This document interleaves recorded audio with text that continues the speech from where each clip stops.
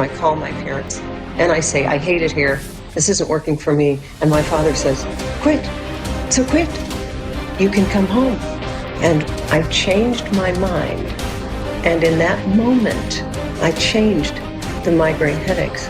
I maybe had 3 or 4 the rest of my whole life because I changed this pattern. We all have a lot of foolish ideas about life and what we believe about ourselves. And we have so many rigid rules about how life should be lived. But you see, we can't really do anything about the past. That's all done now. And everything you have experienced in your life up to this moment, you have created by your thoughts and your feelings and your beliefs of yesterday, last week, last month, last year, 10, 20, 30, 40, 50, 60 years ago, however far you go back. However, I repeat, the point of power is always in the present moment, which means that what you are choosing to begin to think right here and right now is going to create tomorrow and next week and next month and next year. The past has no power over us. The point of power is in this present moment. And we can begin to be free right here and right now. We do choose our own thoughts. We may not think so, but we do. It seems to me that almost everyone on this planet, myself included, and everyone I've ever worked with, is suffering from self-hatred and guilt to one degree or another. The more of it we have, the less our life is. And the less of it we have, the better our life is. It's like the bottom line for almost everyone that I know is, I'm not good enough. And we often add to that belief, and I don't do enough. And I don't deserve. Now, if we have a very strong belief in our subconscious mind, which to me is right here in the gut, that I'm not good enough and I don't deserve, then it's going to be extremely difficult for us to create a life that really works in all categories.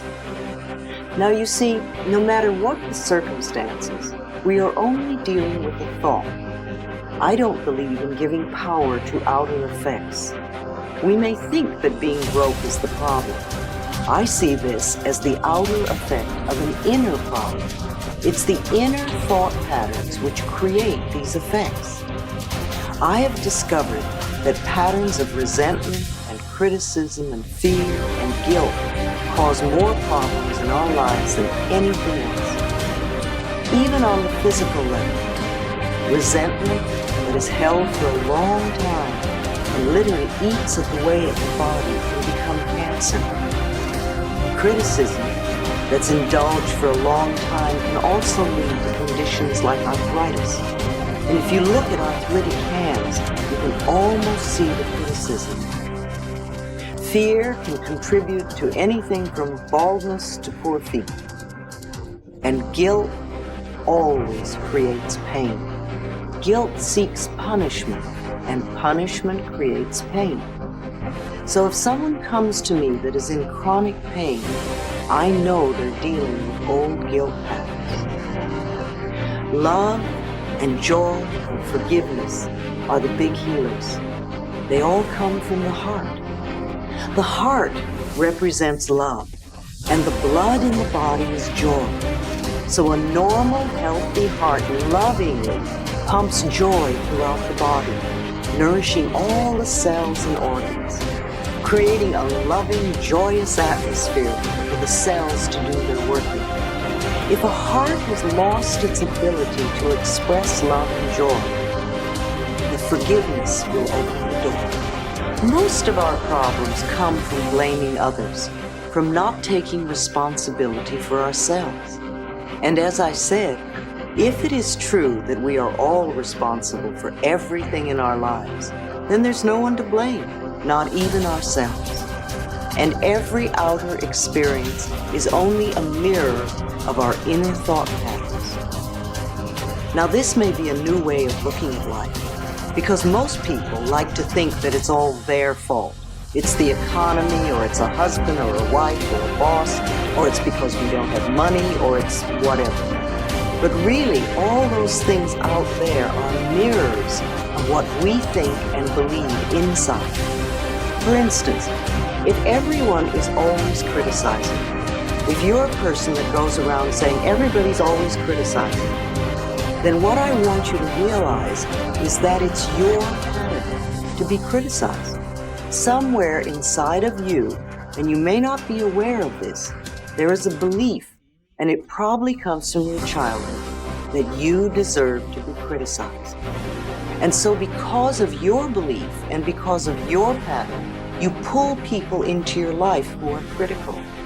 And sometimes you can even attract people who normally are not critical, but because they are with you and the vibrations that you're giving out, you will pull the criticism out of them. Whether we want to change a life experience or a physical problem, the place to begin is to say so. Literally say, I am willing to release the pattern within me that is creating this experience or this condition.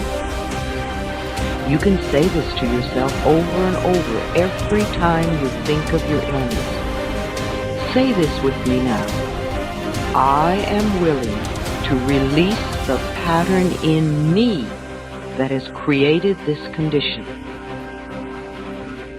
The minute you say this affirmation, you are stepping out of the victim role. You are no longer helpless. You are acknowledging your own power. You are saying, I may not understand it, but somehow I am beginning to understand that I contributed to creating this problem, and now I take my own power back, and I am releasing it and letting it go. What a powerful statement to have your subconscious mind supporting.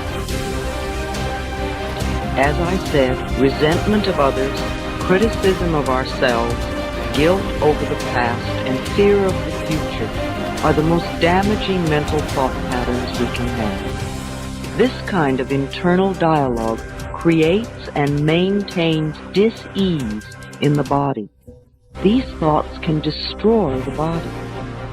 Fear can contribute to baldness, ulcers, colon problems, and even painful feet, among other things.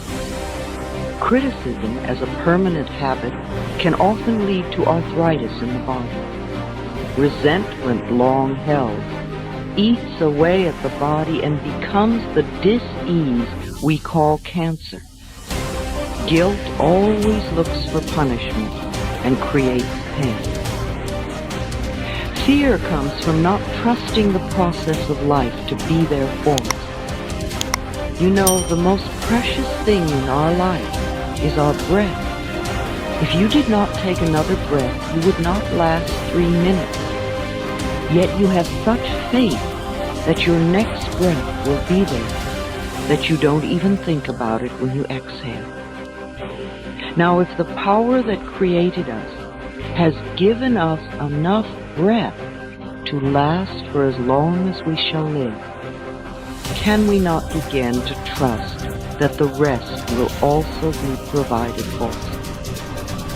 The next time you are frightened, think about the abundance of air and say, I trust the process of life to take care of it. Whenever someone is in pain, I know they have created a lot of guilt for themselves. Chronic pain comes from unrelenting guilt, often so buried that we are not even aware of it anymore. This guilt must be dissolved before the pain can be eliminated. Guilt is a totally useless emotion. It never makes anyone feel better, nor does it change a situation. Your sentence is now over. Let yourself out of prison. I think the message is really very simple. What we give out, we get back. So you don't want to give out negative things. What we believe about ourselves becomes true for us.